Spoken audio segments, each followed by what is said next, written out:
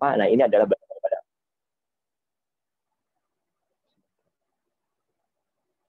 Nah, kemudian kita akan melihat kepada TNA yang tadi. TNA yang tadi kok hilang ya di tempat saya ya. Sebentar teman-teman semua. Oke, kita akan melihat kepada Work TNA. Kenapa ini diperlukan dalam organisasi kita. Kemudian kontennya, ya, item-item apa saja. Kemudian juga kita melihat pada sustainability TNA-nya, keberlanjutan dari TNA ini, apakah memang tahun depan kita akan melakukannya lagi atau tidak. Kemudian juga user TNA, siapa orang-orang yang memang berpotensi dapat menjalankan dari TNA kita. Kan tadi sudah membuat tabel Excel ya, siapakah trainer-trainer yang akan kita libatkan. Kalaupun memang tidak ada trainer internal, berarti dari eksternal gitu.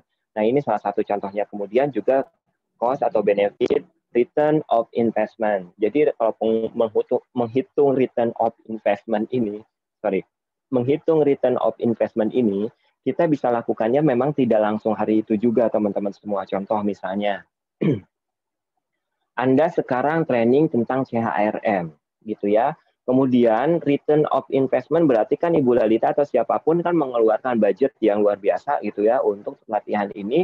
Kemudian dari sana mereka akan melihat, oh return investment-nya apa ya? Pertama adalah daya serta teman-teman di sini di dunia kerja atau kemampuan teman-teman nanti dalam mengorganisir bisnis Anda. Oh, Anda jadi ngerti ini dari hulu ke hilir bahwa HRD itu harus begini nih. Ngasih tahu sama HRD yang baru, kamu harus begini nih gitu loh ya. Ini adalah bagian-bagian daripada return on investment yang tidak bisa kita ketahui sekarang. Ya, pertama adalah kita bisa melihatnya dari daya serap nanti. Bisa teman-teman sekarang lulus dari ataupun yang sudah lulus semakin mengerti tentang CHRM ini. Nah, kita bisa melakukan sebuah persentase. Oh, tahun kemarin itu daya serapnya sekian persen, tahun sekarang adalah sekian persen. Atau kita melihatnya dari efektivitas program training. Ketika Anda misalnya nanti ketika lulus, Anda dites kembali oleh dosen Anda sehubungan dengan kemampuan HRM. Tahun kemarin itu nilai rata-rata teman-teman itu sekian. Sementara tahun sekarang dengan format soal yang sama ternyata nilainya mungkin meningkat. Nah, ini adalah bagian daripada return of investment gitu ya. Daya serap, daya kemampuan untuk melakukan manajerial di kehidupan yang real, ini adalah return on investment. Kalau misalnya bicara tentang pelatihan ini. Nah, tapi kalau saya misalnya bicara tentang pelatihan leadership, saya dapat menghitung return of investment-nya dari mana ya? Oke, kita akan membuat indikator dulu di situ. Leadership di sini itu kira-kira indikatornya apa ya? Satu, kemampuan komunikasi. Keduanya adalah kemampuan dalam manajemen konflik. Ketiganya adalah leading yourself atau leading team. Nah, kita akan membuat indikator-indikator ini ketika saya memberikan pelatihan leadership kepada karyawan saya. Nah, komunikasi berarti di sini di tempat kita ada namanya communication channel gitu. Di communication channel itu semakin mereka ikut terlibat dalam memberikan sumbang saran kayak gitu-gitu ya. Itu communication channel. Kemudian juga komunikasi antara satu karyawan dengan karyawan yang lain itu ternyata sekarang sudah terjalin jauh lebih harmonis. Dilihatnya dari mana? Tidak banyak isu, tidak banyak gibah ya bahasa di sini itu ya. Nggak banyak ngomongin orang, nggak jutekin orang. Nah, ini adalah bagian-bagian daripada komunikasi. Termasuk kalau ada hal apa-apa lewat email dibahasakan dengan bahasa yang santun. Ini adalah bahasa-bahasa komunikasi. Contoh misalnya dulu sebelum adanya training leadership, dikit-dikit update status gitu ya. Ganti HRD, ganti supervisor gue bisanya ngomong doang. Itu di status itu sudah banyak sekali isu-isu yang saya dapatkan dari teman-teman di lapangan gitu ya. Saya tahunya dari mana? Ya saya juga punya tim. Saya punya 11 member di HRD. Setiap member itu sudah harus memantau satu departemen. Kebetulan tadi saya sampaikan ada 11 kan ya, pas banget. Jadi satu orang itu harus memantau satu departemen. Dari mulai updatean status orang-orang di departemen tersebut itu mereka sudah harus melakukan itu. Nah, in case ada satu orang misalnya serikat pekerja atau siapapun yang kita menganggap bahwa ini orang vokal banget nih, dan ternyata si orang tersebut tidak bisa masuk ke dalam WhatsApp statusnya ataupun ke sosmednya, maka orang tersebut akan berkoordinasi dengan member yang di tempat saya ini dengan member yang lain. Coba bisa jadi dia diblokir gitu ya. Coba seperti apa dengan teman-teman yang lain. Nah, ini kita melihat dari komunikasi tersebut ternyata mereka ternyata mereka semakin lama semakin baik gitu. Ini kita bisa lihat dari situ. Oh, ternyata ada investment, ada return of investment yang sehubungan dengan komunikasi. Kemudian manajemen konfliknya. Sekarang konfliknya tidak banyak. Jadi tidak ada konflik interest, nggak ada yang bergunjing, tidak ada yang pokoknya nggak ada konflik deh ya antara atasan bawahan ataupun sesama, semuanya mereka harmonis. Apalagi ketika ada audit, ini kasus yang saya baru dapat gitu ya, ketika ada staf baru, kemudian dia diposisikan 3 bulan kemudian dia diposisikan untuk backup audit Kimen, dan dia ngomong gitu loh sama teman yang di audit Kimen tempat saya gitu, bahwa perusahaan ini kok enak banget ya gitu. Kalau ada audit kayaknya tiap departemen itu benar-benar berembuk dan datang semuanya gitu. Kalau di tempat saya mah udah harus digebrak-gebrak katanya. Itu menurut dari staf yang baru tadi ya. Nah, dari sini teman-teman semua Anda bisa melihat bahwa bagaimana teamwork itu sudah dibangun. Tapi proses ini memang cukup lama, sampai dengan 5 tahun kita membangun itu semua ya. Itu salah satunya konflik. Kemudian juga kita bisa lihat dari leading yourself. Di mana kita bisa melihat leading yourself ini, meliding diri Anda itu, kita bisa melihat dari tingkat kehadiran gitu ya, kemudian juga dari absensi dia, apakah dia terlambat atau tidak, ini adalah leading yourself. Termasuk aturan-aturan misalnya di kantin itu ada aturan yang dimana mereka harus bawa tray seperti apa, memasukkan kembali bangku, kursi, dan lain-lain, sesuai dengan tempatnya. Ini adalah leading yourself, dan sekarang sudah tidak berantakan lagi. Artinya bahwa return of investment ini ternyata berdampak. Training leadership ini secara umum berdampak. Itu bisa dilihat dari sana. Begitu ya teman-teman semua, kita akan melihat dari cost benefit dari TNA. Oke, lanjut Kak Nur.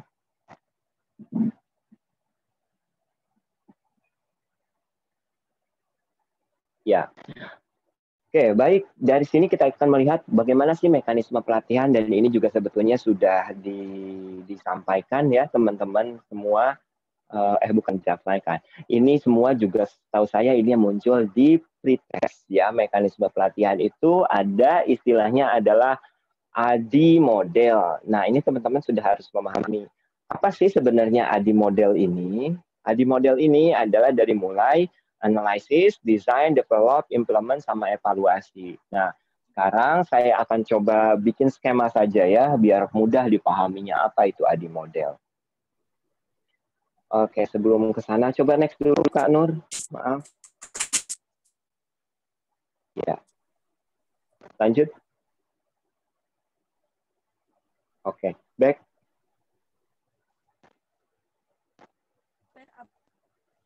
Oke, back. Ya.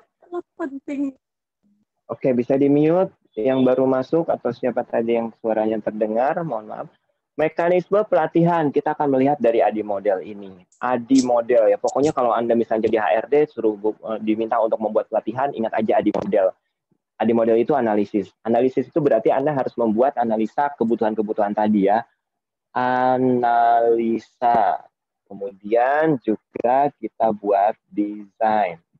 Kita buat develop, kemudian implementasi, dan evaluasi. Oke, sorry ya, tulisannya nggak kalau tidak terlihat. Analisa, kita akan melihat, baik lagi ya, dari apa yang sudah saya terangkan. Intinya itu.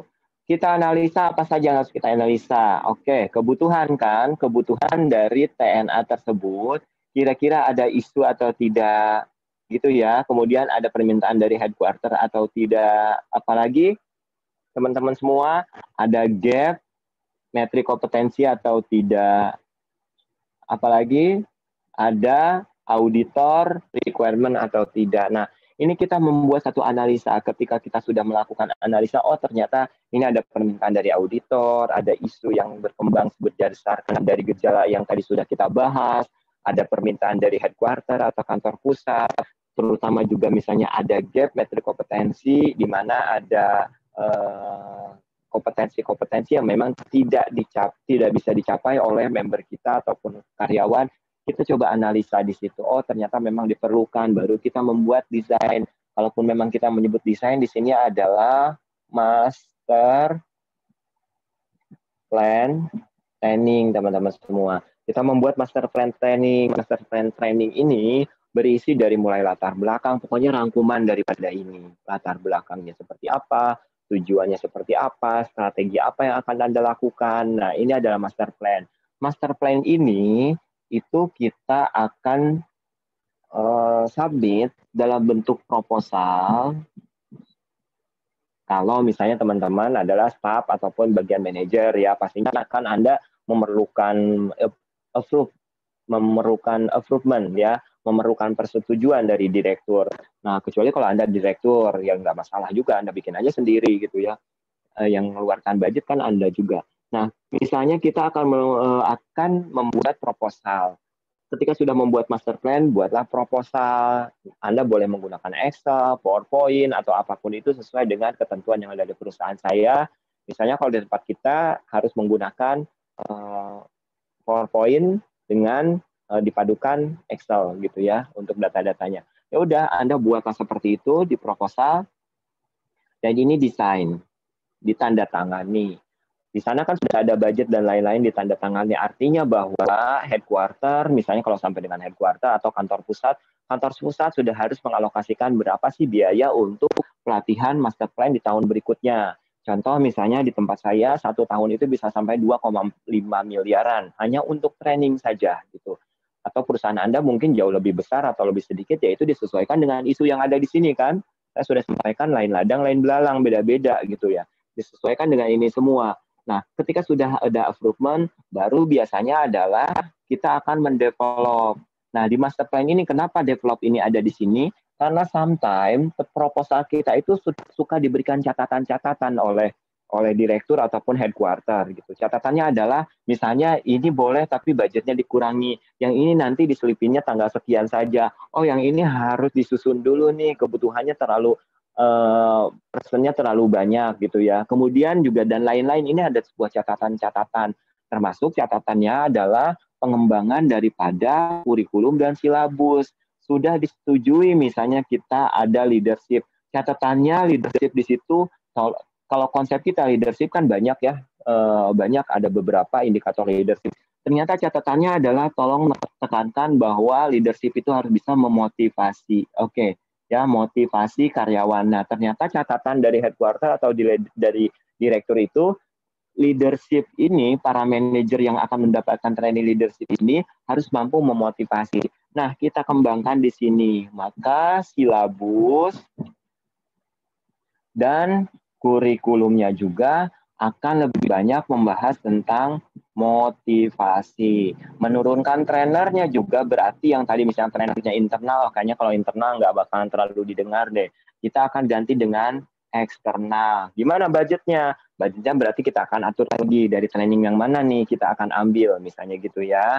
Yang biasanya yang trainingnya tadi misalnya eksternal, oh yang ini udah internal aja deh, karena budgetnya dialokasikan ke training ini. Itu adalah kemampuan jago-jagonya tim training aja yang akan memecah ini semua. Ketika kita sudah mendevelop silabus, kurikulum, dan lain-lainnya, kita akan lakukan implementasi di sini. Implementasi ini berarti kita sudah harus menyiapkan apa saja nih form yang harus kita buat, kemudian juga apa saja prediksi sama ini juga form juga ya. Prediksi yang akan kita capai, kemudian juga di sini ada efektivitas, kemudian juga misalnya ketika implementasi ada gift 3 terbaik, ya tergantung Anda lah masing-masing. Kayak gimana ketika implementasi itu. Contoh misalnya implementasi ini Ibu Lalita minta ada screenshot, ada record kehadiran teman-teman itu jam berapa masuk ke grup, kemudian juga sampai sebetulnya saya akan mencatat siapa yang bertanya, siapa yang juga yang membantu menjawab. Itu sebetulnya setiap online kayak gini saya sudah mendesain itu semua sih sebetulnya ya. Nah, ini adalah bagian daripada implementasi. Baik offline ataupun online, Anda sudah harus membuat perencanaan kira-kira apa sih yang perlu diperlukan ya gitu. Nah, ini kalau saya sebetulnya lebih seru offline karena interaksi dengan karyawan itu atau interaksi dengan peserta itu jauh lebih hidup gitu ya, dan saya bisa melihat mana sih orang yang memang perlu dicolek dalam tanda kutip, oh dia kayaknya kurang begitu paham nih karena entah itu materi ini terlalu tinggi Atau misalnya saya yang kurang begitu bisa menjelaskan sesuai dengan keinginan metode yang dia harapkan. Bisa jadi seperti itu, dari offline kita bisa mengetahuinya. Tapi kalau online seperti ini agak-agak sulit. Jujur kalau saya pribadi ya agak sulit. Apalagi kalau misalnya teman-teman ini meng-off-kan kamera, dan kalaupun memang meng-on-kan juga saya harus lihatnya ke slide juga ya, ke slide yang sudah dibuat. Nah, ketika implementasi ini sudah kita susun, teman-teman semua, sini ada form evaluasi dan efektivitas. Nah, form efektivitas ini juga bagian daripada ISO loh. Daripada ISO itu akan meminta bagaimana efektivitas dari sebuah program training. Yang nanti hubungannya adalah dengan sudah meningkat atau belum kompetensinya, atau kita akan melihatnya kepada apakah diserap atau tidak gitu loh ya, pembelajaran yang sudah diberikan atau tidak. Atau kita bicara lagi dengan dampak ini, apakah si leadership itu memang sudah bisa memotivasi atau tidak ya. 3 bulan yang akan datang kita akan coba lihat, oh ternyata tim di leader tertentu ternyata semakin semangat. Dilihatnya dari tingkat kehadirannya lebih baik, targetannya lebih tercapai, tidak ada isu, karena di tempat kita ada yang namanya indeks manajemen. Indeks manajemen itu adalah mengukur indeks setiap keberhasilan dari para manajer-manajer yang ada di sana. Nah, kita bisa melihatnya dari situ, oh ternyata semakin lama semakin baik nih. Itu bisa dilihat dari hasil program training tersebut. Ini bagian daripada evaluasinya ya. Kita akan melihat hasil dari itu semua. Apakah memang berdampak positif, kalaupun memang negatif, kenapa? Gitu. Kalau positif, di area mana yang positif? Apakah ini juga akan dilanjutkan menjadi program tahunan? Gitu. Ini adalah bagian-bagian yang harus kita lakukan dalam evaluasi ini. Plus di sini evaluasi ini ditambahkan dengan efektivitas. Ya, di ADI model ini tidak tertulis efektivitas, tapi sebetulnya efektivitas ini penting sekali. Karena apa? Misalnya saya sebagai seorang pengusaha akan bertanya, udah saya ngeluarin 100 juta, terus nanti kelihatannya efektif nggak program ini? Gitu kan, yang pasti termasuk buat Anda juga. Misalnya Ibu Lalita sudah mengeluarkan sekian, efektif nggak sih training ini ya? Anda sudah harus menunjukkan itu semua, karena efektivitas program training ini bisa dilihat tidak hanya dari katakanlah staff trainingnya, tidak hanya bisa dilihat dari trainernya, tidak hanya bisa dilihat dari IO-nya dan lain-lain, tidak hanya bisa dilihat dari situ, tapi bisa dilihat juga dari partisipannya seperti apa gitu. Jadi ada indikator-indikator ketika kita akan melakukan efektivitas itu, partisipannya kayak gimana dulu nih gitu ya. Kalau trainernya itu ternyata sudah menjelaskan sesuai dengan kurikulum dan silabus ataupun materi, kita lihat apakah memang partisipannya memang sudah bisa menyerap atau tidak. Oh ternyata memang mereka masih baru nih ilmu ini. Contoh, saya pernah mengajarkan tentang bagaimana TSM ya, Toyota Visual Management lah intinya itu ya. Nah, saya sama teman saya itu coba membawa itu semua ke perusahaan. Ternyata 3 bulan kemudian lagi kita datang ke perusahaan tersebut, kok masih visual manajemennya kok masih berantakan kayak gini ya? Kenapa ya? Ya, alih-alih ternyata pesertanya yang memang belum siap untuk menjalankan visual manajemen di perusahaan mereka gitu. Kenapa? Telusuri lagi, oh ternyata job load-nya banyak, oh ternyata berfokusnya beda, oh ternyata kesadaran mereka untuk menuju ke arah situ tidak. Artinya kesadaran itu, nggak usah ada visual management juga, kemarin-kemarin juga lancar kok. Nah, ini adalah bagian-bagian teman-teman semua yang dalam area peserta gitu. Contohnya seperti itu ya. Ini adalah ID, Analysis, Design, Development, Implement, Evaluasi, plus efektivitas program training. Gitu. Oke. Lanjutkan, Nur. Kita akan lihat seperti apa sih contoh TNA yang simple. Ini simple loh TNA-nya sebenarnya teman-teman semua. Ini simple banget kalau menurut saya, karena di tempat saya jauh lebih jelimet. Nah, contohnya adalah kita akan melakukan satu contoh, misalnya training untuk jabatan pengelolaan administrasi atau para admin. Kita ingin melihat kompetensi yang diinginkan itu seperti apa sih, atau standarisasi kompetensi ini berdasarkan dari SKKN atau tidak. Kondisi saat ini kayak gimana? Berarti ini isu ya. Isu yang saya dapatkan ternyata dari materi kompetensi, katakanlah Miss Nina itu ternyata belum kompeten dalam pengelolaan admin, baik itu dalam memilih atau mengidentifikasi data lamaran gitu ya. Kemudian ini kan di HRD ya. Kemudian dia juga tidak bisa mengoperasikan komputer secara sesuai dengan keinginan saya, dari mulai VLOOKUP-nya, kemudian pivot table-nya, dan lain-lain. Pokoknya dia masih belum bisa lah gitu ya. Tapi kenapa kok terpilih ya? Yaitu balik lagi ya, apakah memang ini titipan atau seperti apa, yaitu itu berbeda cerita ya teman-teman semua. Kita akan kembali ke masa kemarin gitu. Oke, kemudian juga kita akan melihat kepada kompetensi-kompetensi lain. Artinya bahwa si Miss Nina ini memerlukan training, ya, memerlukan training. Jenis pelatihan yang perlukan apa saja nih? Pelatihan menggunakan data, komputer, dan lain-lain. Nah, ini adalah salah satu contohnya ya. Target pelatihannya seperti apa? Apakah internal atau eksternal? Kemudian keterangannya off the job. Off the job itu berarti dia di dalam kelas gitu. Jadi bukan on the job. Kalau on the job berarti langsung dia di meja kerja. Gitu. Ini salah satu contohnya kalau kita melihat dari simple TNA yang dibuat. Tapi teman-teman tadi bisa menggambarkan dari yang saya buat Excel tadi ya, sampai dengan trainer yang eksternal, berapa peserta, kemudian dan lain-lain, itu juga jauh lebih universal, lebih umum digunakan. Oke, itu adalah berhubungan dengan training need analysis teman-teman semua. Lanjut. Ya, sekarang kita ke performance management. Izin ya, saya minum dulu teman-teman semua.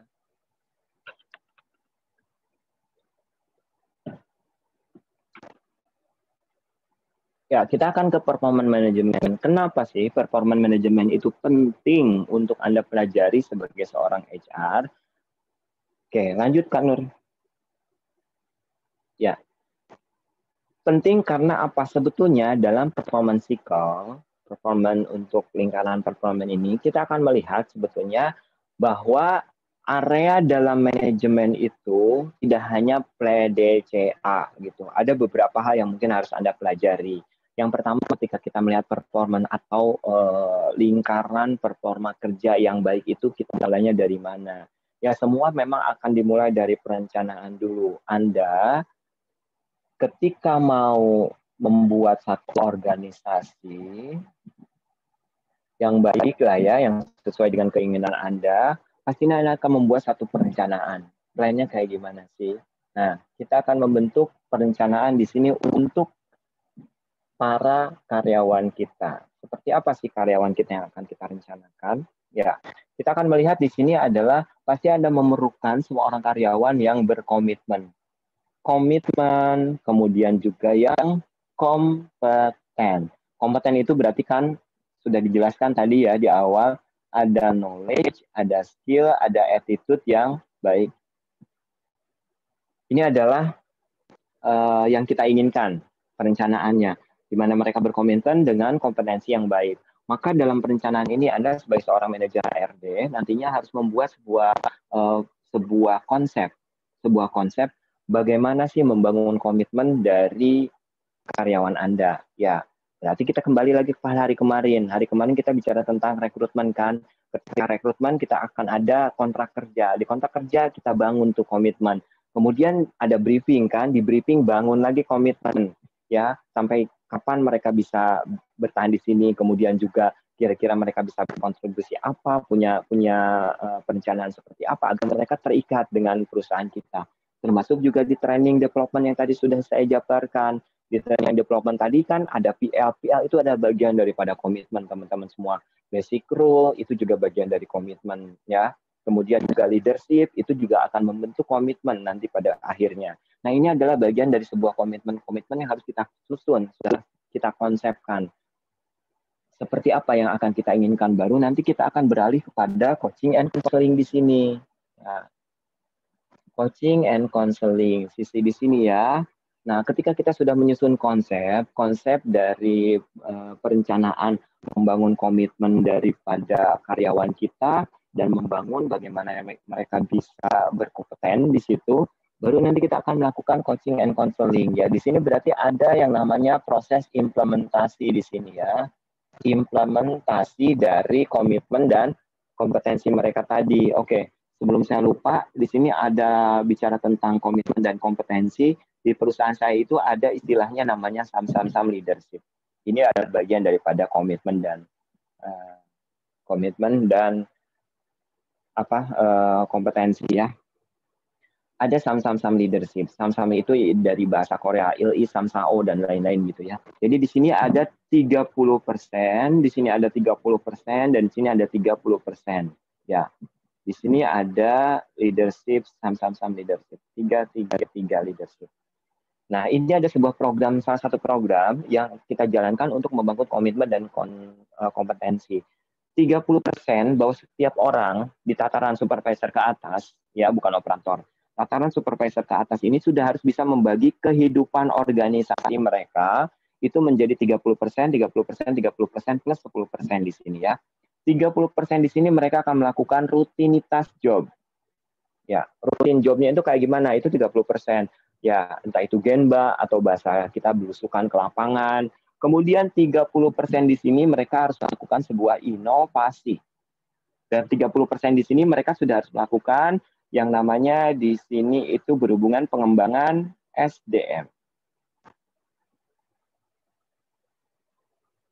Pengembangan SDM di sini berarti mereka harus mendekati ke membernya dia, mengcoaching, mengkonseling, kemudian juga memberikan training, apalagi ya untuk pengembangan SDM ya, termasuk juga meng-backup kalaupun memang SDM tersebut misalnya ternyata tidak bisa melakukan pekerjaan. Nah, ini adalah bagian daripada pengembangan SDM ya. Nah, di sini ini inovasi, bikin kaizen, improvement, sumbang saran dan lain-lain, ini ada 30%. Terus 10%-nya apa nih Pak? 10%-nya ini adalah dia harus melakukan namanya self development, SD, self development. Nah, SD itu apa saja sih yang dimaksud dengan self development? Jadi mereka 10% ini terserah kamu. Kamu gimana caranya adalah mendevelop diri Anda sendiri. Jadi tidak mengandalkan training dari saya ataupun dari tim HRD, tidak mengandalkan. Pokoknya 10% ini kamu harus independen, gimana caranya kamu mendevelop diri kamu sendiri. Karena kalaupun memang untuk yang pelatihan dari kita ini masuknya di rutin nantinya. Kan sudah ada rutinitas, tiap 3 bulan sekali kamu di training dan lain-lain, ini udah masuk ke rutin nih. Tapi kalaupun memang di sini teman-teman semua, dia sudah harus berinisiatif sendiri. Contoh misalnya, ya mereka baca buku. Di tempat saya ada perpustakaan dengan sekian ribu buku gitu ya, dan itu boleh dipinjam oleh para operator sekalipun boleh minjam, dan mereka harus baca buku untuk pengembangan dan ketika untuk level manajer ke atas itu mereka sudah harus baca buku tertentu yang saya tentukan dan setiap 1 bulan sekali para manajer itu akan mengambil esensi dari buku tersebut untuk bisa diterapkan dalam organisasi dia. Itu salah satunya adalah self development. Kemudian juga mereka self development dengan mengikuti training-training di luar tanpa dikasih bayaran oleh kita. Pokoknya kamu training sendiri. Nah, ini adalah training di luar. Jadi buat teman-teman sekarang di training kayak gini sebetulnya Anda menurut saya sih apa ya? Ini bukan bagian self development yang kesadaran diri Anda loh, bukan loh. Ini karena disuruh aja kan sama Bu Lalita ataupun kayak gimana bisa jadi seperti itu kan.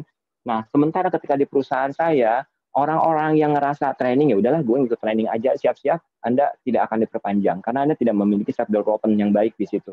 Gitu.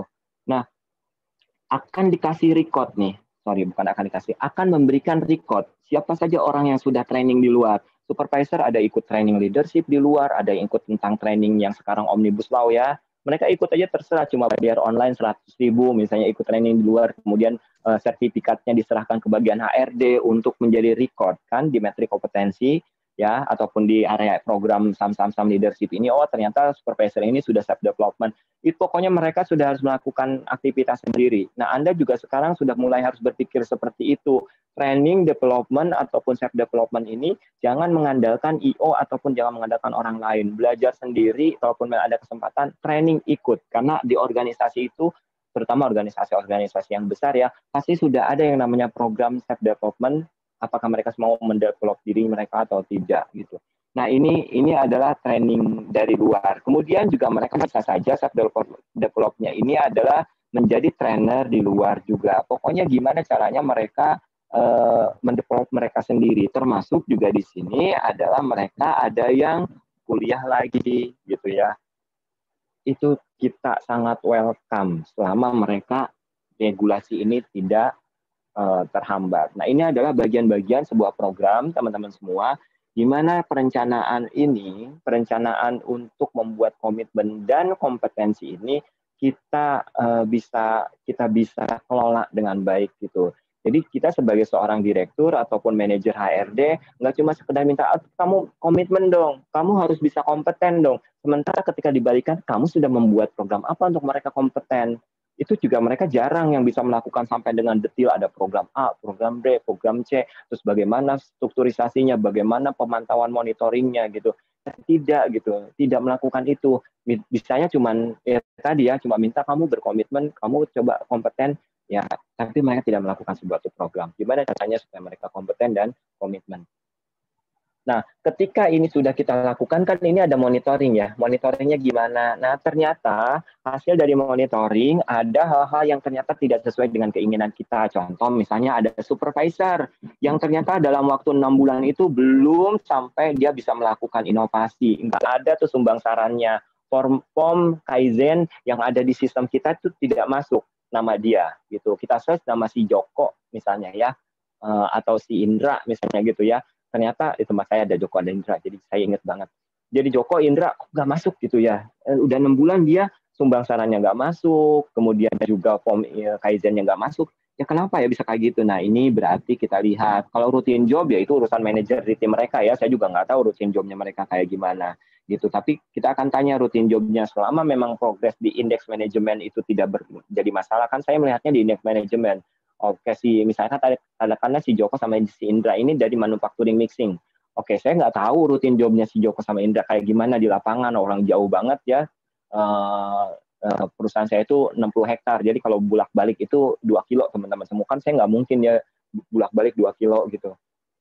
Untuk memantau pekerjaan rutin jobnya si Joko sama si Indra. Makanya saya akan melihat kepada indeks manajemen di departemen mixing tadi, manajernya kayak gimana di situ, indeksnya. Oke, saya lihat aja kalau tidak ada masalah, berarti rutin jobnya oke gitu. Nah, itu salah satunya contohnya. Tapi saya akan melihat kepada inovasi di sini ya, inovasi kok nggak ada ya gitu. Nah, ini berarti akan menyebabkan tanda tanya kan buat saya. Self development-nya dicek, coba ada nggak masuk dia, misalnya sertifikat training, ataupun memang dia juga pinjam buku di perusahaan dan membuat resensi dari buku tersebut seperti apa.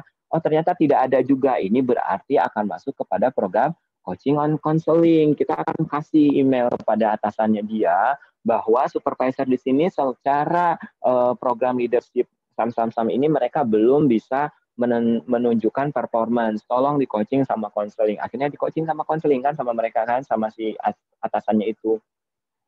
Kita siapkan formnya, form coaching and counseling. Kemudian juga kalaupun memang mau didampingi oleh tim IR ataupun tim bagi bagian training yang bertanggung jawab ini, silakan didampingi untuk coaching lagi atau didampingi dengan orang-orang yang tadi saya sampaikan ya.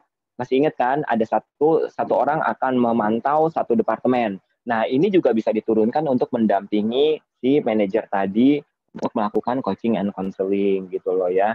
Jadi ini adalah bagian daripada coaching and counseling. Setelah coaching and counseling itu dilakukan, kita akan lihat kembali di area sini teman-teman semua. Apakah mereka sudah melakukan hal tersebut sehingga akan berhubungan dengan performance appraisal. Nah ini yang akan kita bahas di performance appraisal ini. Apakah orang tersebut itu kinerjanya sudah menunjukkan peningkatan, stagnan, atau menunjukkan sebuah penurunan gitu ya. Jadi kita melihatnya di sini. Nah, ini menjadi sebuah catatan buat teman-teman semua ketika Anda menjadi seorang HRD. Banyakannya kan orang itu menilainya langsung aja. Oh, kayak gimana sih kinerjanya? Ya udah kita cek aja kinerjanya, tapi mereka tidak melakukan bagaimana runtutan perjalanan ini. Gitu ya. Runtutan perjalanannya ininya juga harus Anda lakukan agar performance appraisal-nya itu bagus di sini. Ya. Nah, setelah performance appraisal kita jalankan, dengan metode apa saja ya, tergantung dari perusahaan Anda. Baru kita akan melakukan satu review dan evaluasi. Oh, ternyata ketika sudah dikasih pelatihan, coaching and counseling, kemudian juga sudah dilakukan apa di sini pelatihan, coaching and counseling, kemudian juga reward and punishment. Ternyata dia tetap tidak menunjukkan kinerja yang baik, maka hasil evaluasinya orang tersebut apakah akan dilakukan habis kontrak, dimutasikan, didemosikan, ataupun memang dia akan kita lakukan retraining kembali. Itu ya. Ini yang akan kita jadi catatan teman-teman semua. Nah, Sebetulnya dari circle performance itu kurang lebih adalah ini teman-teman semua. Nah, sekarang kita akan lihat bagaimana performance manajemen untuk PA ini, performance appraisal ini. Next, Kanur. Ya. Oke, baik teman-teman semua. Ketika kita bisa menjalankan ini, kan poin pentingnya adalah organisasi tadi saya kasih checklist ini kan berkembang kan, atau kita menyebutnya adalah continuous improvement.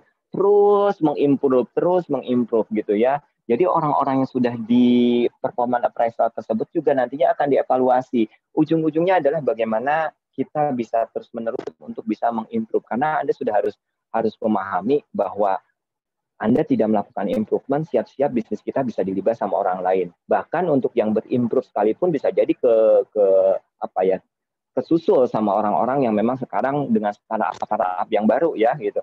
Itu bisa jadi seperti itu. Jadi sudah harus hati-hati dalam membuat sebuah bisnis. Anda juga sebagai seorang HR sudah harus melihat bagaimana performance cycle-nya ya yang akan kita lakukan. Itu ya. Oke, lanjut Kak Nur. Ya. Jadi kalau kita melihat dari manajemen performance ini, dari PA ini, Anda bisa melihat dari, ini ada namanya balance scorecard ya, balance scorecard. Anda bisa melihat balance scorecard tiap departemen ataupun personal. Gitu.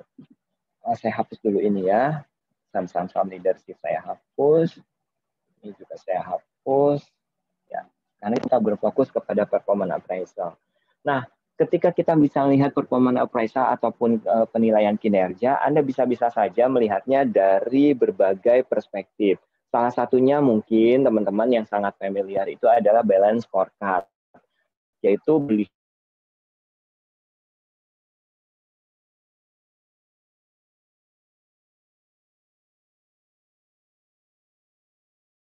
dari mulai customer mana ya mungkin ini ada sesuatu yang menurut Anda saya tidak underestimate ya, beberapa teman-teman mungkin bisa saja lebih jago daripada saya untuk melakukan ini, karena jujur ini saya lakukan, saya yang melakukan ini adalah manajer saya bagian HRD, karena saya tahunnya dapat laporan gitu ya, tapi sebelumnya saya juga melakukan ini di perusahaan sebelumnya, tapi kalau saya lebih kepada personal bukan bisnis. Nah, teman-teman juga sekarang HRD itu lebih ke personal kan, sementara ini bisnis ya. Nah, personal itu kalau kita melihat kepada customer perspektif adalah bagaimana orang lain itu merasa, ini customer ya, orang lain itu merasa puas dengan kinerja Anda. Ya, katakanlah misalnya saya punya staff, karena saya bicaranya tentang personal.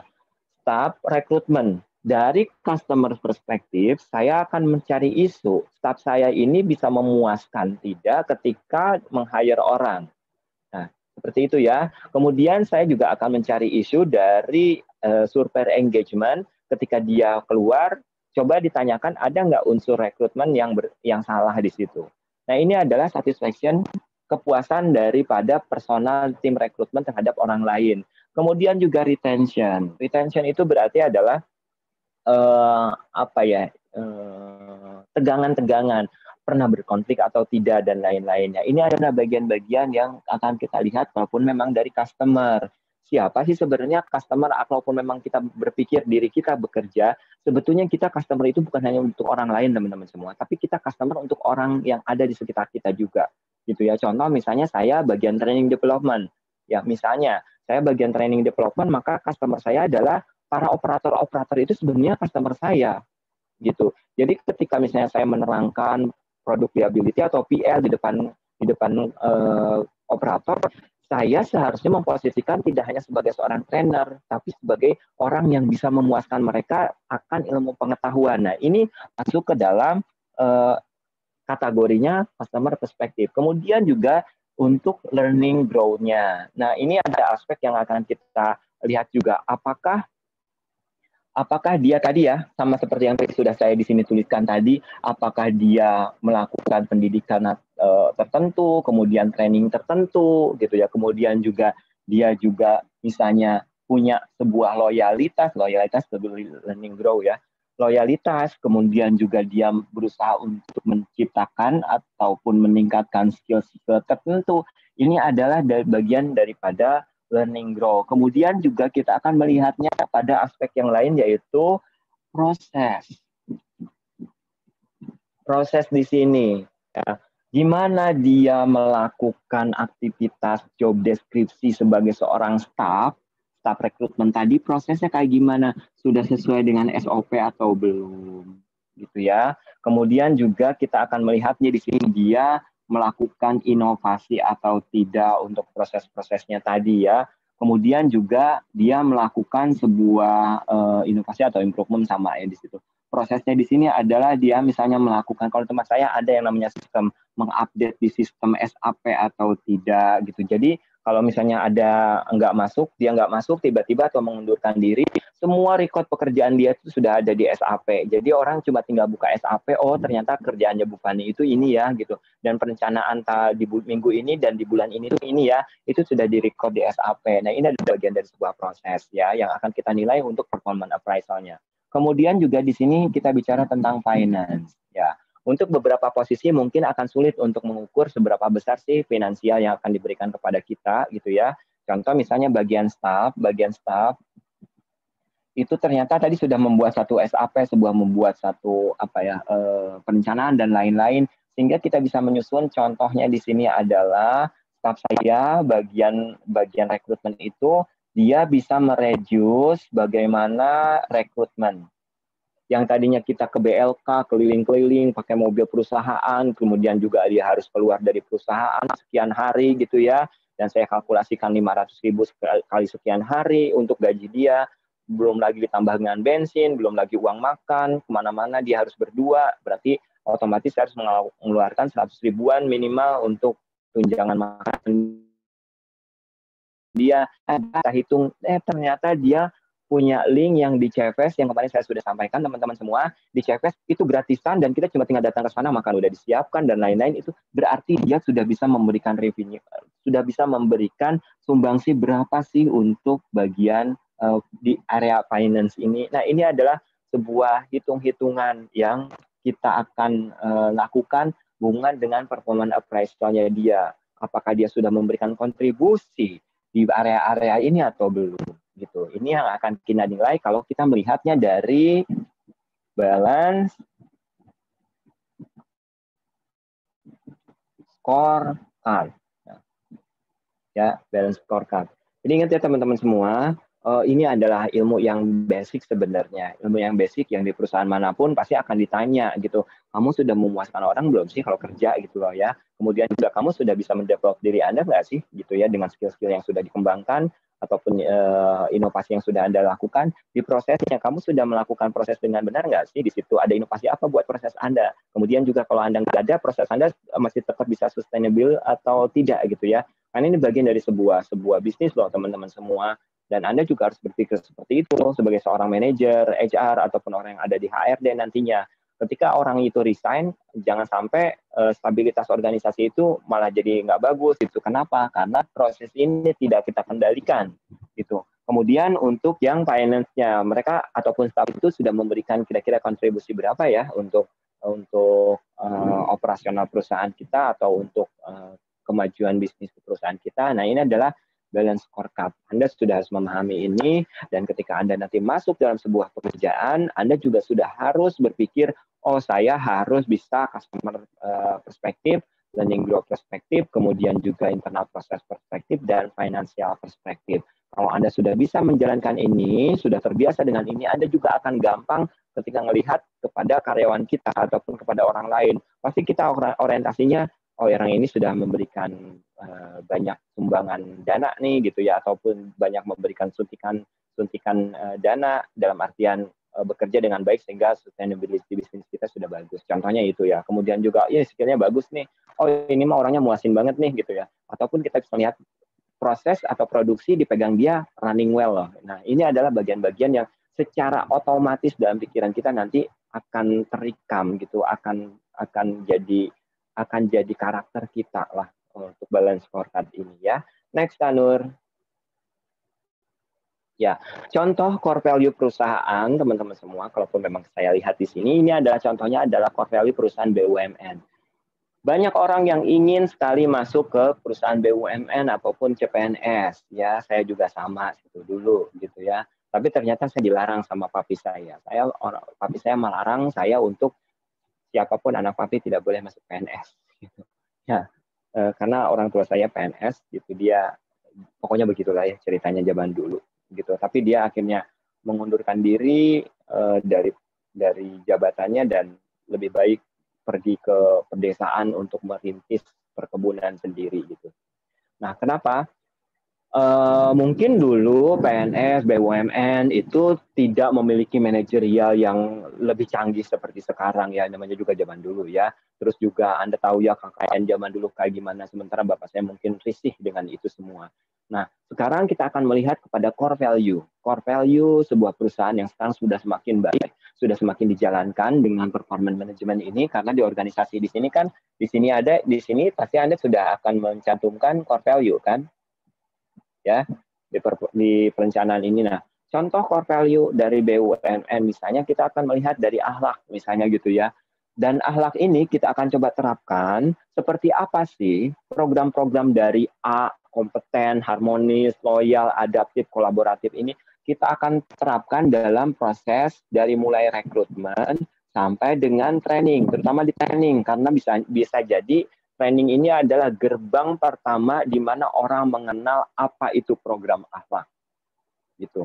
Karena ada yang namanya briefing karyawan baru kan, dan briefing karyawan baru pasti akan bicara tentang core value perusahaan. Gerbangnya di training tersebut teman-teman semua. Pengetahuan itu masuk. Setelah pengetahuan itu masuk, maka di sini ada implementasi kan ya.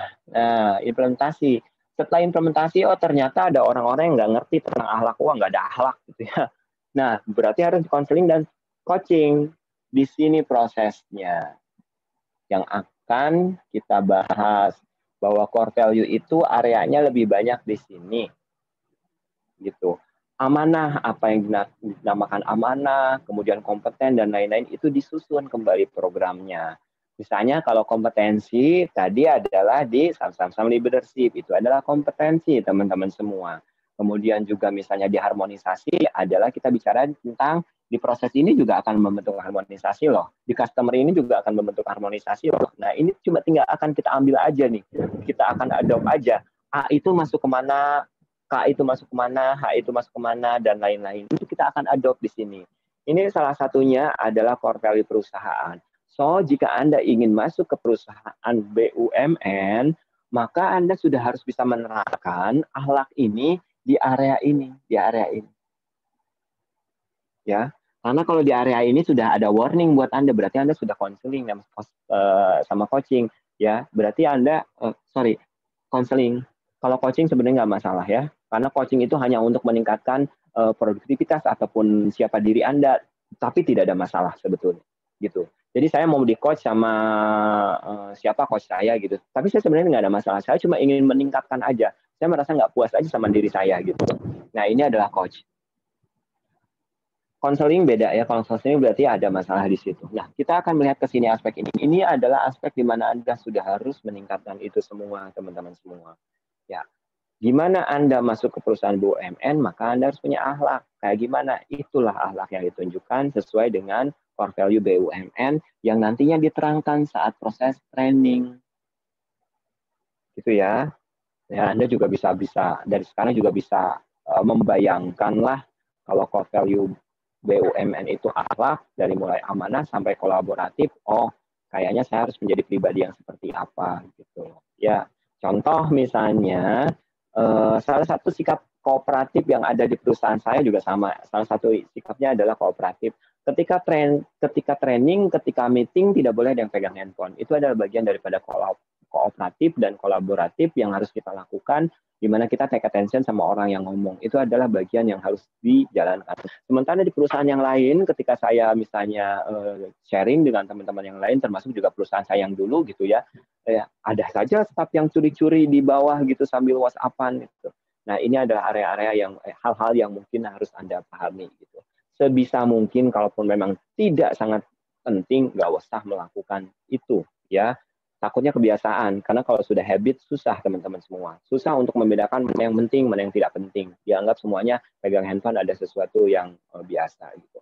Ya saya tahu sih generasi Y, generasi Z, sorry, X, Y, Z, ya generasi Z itu agak berat kalau jauh daripada gadget gitu ya. Tapi Anda sudah harus bisa melakukan apa ya istilahnya itu adalah pengendalian diri gitu loh. Pengendalian diri di kapan waktunya Anda pegang handphone, kapan Anda tidak memegang handphone. Oke, next. Lanjut. Oke, ini ada core value perusahaan yang lain ya teman-teman semua. Jadi core value perusahaannya itu beda-beda tergantung dari perusahaannya. Ada yang banyak core value-nya, ada juga yang sedikit gitu. Kalau tadi BUMN, akhlak.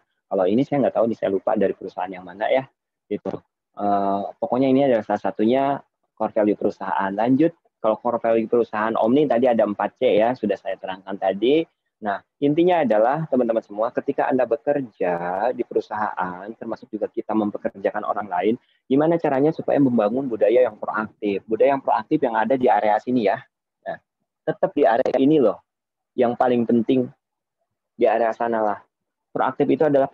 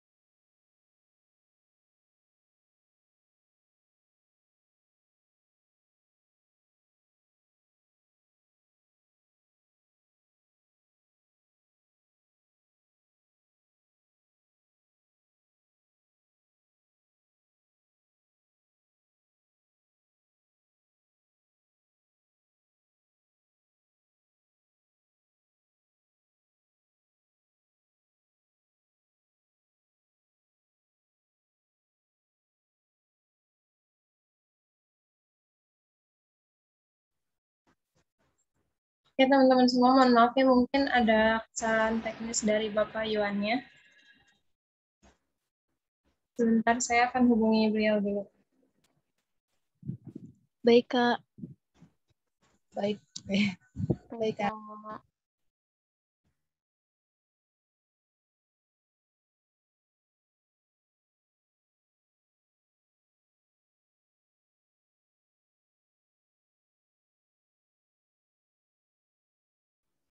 Dan lupa ya untuk isi absennya, soalnya nanti akan direkap setiap pertemuannya.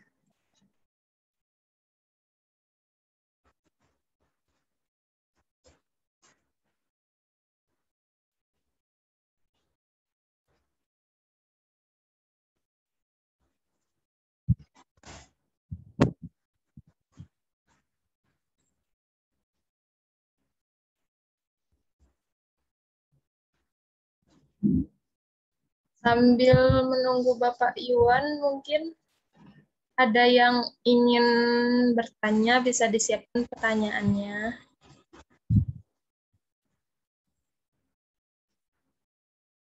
Atau jika ada yang ingin didiskusikan.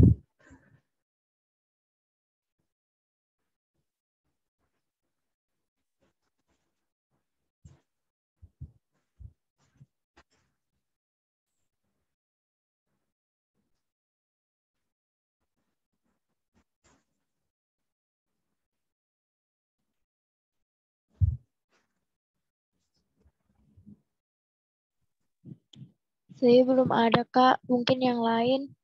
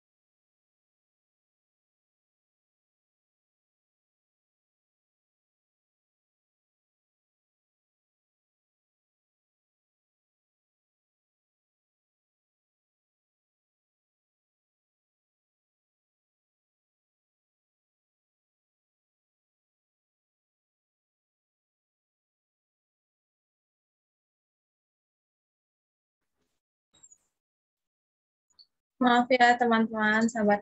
Pak Iwan ini kayaknya ada kendala di jaringan.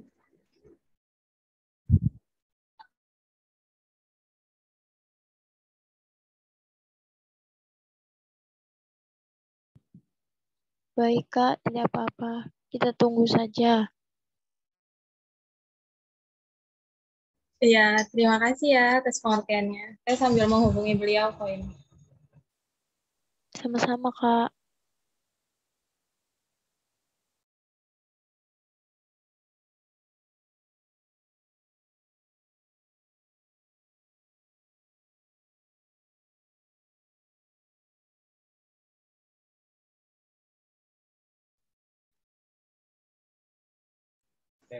Iya, Halo, kedengeran suara saya? terdengar Ada Pak. hujan besar dan saya berganti device. Mohon maaf ya. Dan sekarang saya pakai handphone, jadi kalau memang pertanyaan berbeda, saya minta maaf. Oke, mohon maaf tadi ada 2 menit ya terselang. Kita akan lanjutkan teman-teman semua. Sebelumnya silakan Kak Nur di screenshot dulu.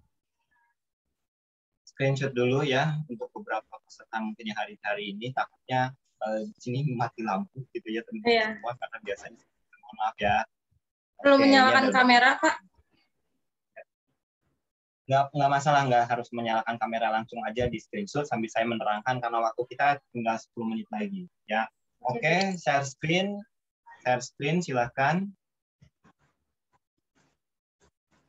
Ya. Saya akan menerangkan salah satu metode dalam performance appraisal ya. Itu adalah slide terakhir sebetulnya akan saya terangkan. Jadi salah satu metode yang akan kita gunakan itu teman-teman semua adalah di slide 30. Lanjut, Nur. Slide 39. Slide 39 itu kita akan melihat kepada KPI. KPI itu adalah Key Performance Indicator. Jadi indikator-indikator apa saja yang akan diukur untuk setiap departemen ataupun untuk setiap posisi ya, untuk setiap posisi. Jadi KPI itu sebelumnya kan.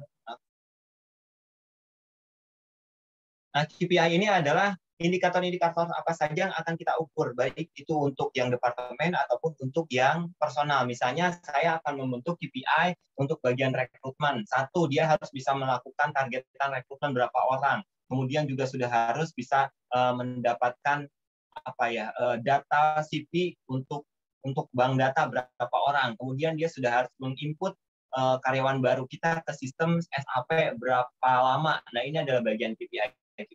Ya. Kemudian, Kak Nur masih mendengar suara saya? Masih, Pak, masih. Oke. Masih Nah, terdengar. kemudian kita akan melihat kepada yang performance appraisal ini metodenya seperti apa. Oke, untuk performance appraisal, metodenya ada yang menggunakan manajemen by objektif ataupun KPI tadi ya. Apa saja yang akan diukur dari hal-hal yang sudah kita tentukan. Bagian staff, rekrutmen, ini adalah job Anda. Lihat aja job deskripsinya ataupun targetan daripada strategi bisnis. Kemudian ini yang kita lakukan adalah 360 derajat. 360 derajat. Jadi 360 derajat ini adalah teman-teman semua itu menilai dari atasannya. Jadi atasan menilai orang ini, kemudian juga bawahan itu menilai orang ini, samping kiri kanan ataupun input itu melihat orang ini dan output menilai orang ini. Contoh, saya misalnya di sini punya staff training, maka saya akan menilai atasan sebagai atasan menilai orang itu kayak gimana. Staff training ini nggak punya bawahan, tapi di tempat saya kan ada si Ardi yang office boy yang saya terangkan kemarin ya. Si office boy ini akan menilai juga bagaimana si staff training ini. Kemudian staff training ini kan punya inputan dari bagian staff rekrutmen kan, karena dia mentraining orang kalau udah ada orang ya, dari mana ya, dari orang rekrutmen. Si orang rekrutmen ini juga akan menilai orang tersebut. Kemudian staff training ini juga akan dinilai oleh staff yang lain. Ketika sudah di training kemudian dia dilepaskan, misalnya karyawan-karyawan yang sudah di trainingnya itu, maka bagian IR Industrial Relation akan memantau pergerakan dari orang yang sudah di training kan. Nah, berarti ini jadi bagian daripada output. Orang ini juga akan menilai bagaimana tim training tersebut, ya, staff ini. Hasil dari semua ini dijumlahkan. Kita rata-rata katakan, oh ternyata dia nilainya 85. Berdasarkan dari interval, 85 itu masuk ke dalam kurva. Kurva lonceng terbalik ya, Anda mungkin sudah belajar ini. Di sini ada yang nilainya S, excellent, ada yang nilainya A, ada nilainya B, ada nilai C, ada nilainya D. Ternyata 85 itu masuk di sini, 85. Nah, berarti dia masuk di dalam A. Cukup sampai di sini? Tidak, teman-teman semua. Ini hanya satu metode. Di tempat saya ada beberapa metode, termasuk manajemen objektif. Lihat job deskripsinya, oh ini berhasil, ini berhasil, ini berhasil. Ternyata pencapaiannya berapa persen, ditambahkan lagi ke sini. Berapakah pencapaiannya? Apakah bertambah atau berkurang? Cukup saya sampai di situ? Kadang-kadang cukup. Tapi kadang-kadang juga dilakukan lagi dengan namanya ada traditional assessment. Orang yang staff ini akan ketemu dengan saya, digali lagi punya inovasi apa, punya perencanaan apa kira-kira, sehingga membuat saya akhirnya merasa oh iya layak dipertahankan, dan juga saya bertanya tentang pekerjaan yang sudah dia lakukan selama 1 tahun itu. Hasil dari traditional assessment ini akan berpengaruh juga terhadap nilai ini. Nah, cukup sampai di situ? Tidak cukup. Setelah gabungan dari beberapa metode ini, maka kita akan cross-check dengan HR report. Dia sudah berapa kali alpha, sudah berapa kali izin, sudah berapa kali sakit, sudah berapa kali bikin improvement, dan lain-lain yang sudah saya terangkan tadi ya. Maka di sini pun sudah ada nilainya. Ketika dia banyak alpha, 1 kali alpha aja sudah -5. Ya, itu 1 kali alpha Anda sudah harus -5. Jadi hati-hati kalau di perusahaan saya. Kemudian dan lain-lain, ini sudah akan masuk. Nah, baru di sini nilai akhirnya. Oh, ternyata nilai akhirnya dia jadi 80. Masuklah dia di sini. Berarti nilainya dia akan B. B itu berapa persen ya dia naik gaji. Oke. Berapa lama dia dipromosikan kalaupun memang B. Dan lain-lain. Ini adalah performance appraisal, teman-teman semua ya. Jadi ini adalah bagian yang akan kita diskusikan mungkin di lain kesempatan gitu ya. Untuk saat ini saya hanya bisa menjelaskan secara ringkasnya, inilah yang dinamakan performance appraisal. Gitu, teman-teman semua, Anda bisa menggunakan 360 derajat traditional assessment, kemudian juga bisa melakukan MBO dari job yang sudah dilakukan, kemudian juga bisa dilakukan dengan penambahan HR report tadi. Berapa persen hasilnya masukkan ke dalam lonceng ini. Ya, lonceng ini adalah lonceng, ini baru lonceng internal tim loh. Belum lonceng internal tim ini kita gabungkan dengan tim-tim yang lain. Bisa jadi prevalensinya bergeser, yang tadinya 80 misalnya 75 karena memang dikompetisikan dengan tim yang lain. Oke, baik, sudah jam 11. Mohon maaf tadi 2 menit sudah terlewat teman-teman semua ya, karena memang ada permasalahan. Silakan dinyalakan kameranya. Kita akan screenshot teman-teman semua. Kak Nur boleh di screenshot ya. Ya, siap, Pak. Buat teman-temannya, kameranya harap dinyalakan ya.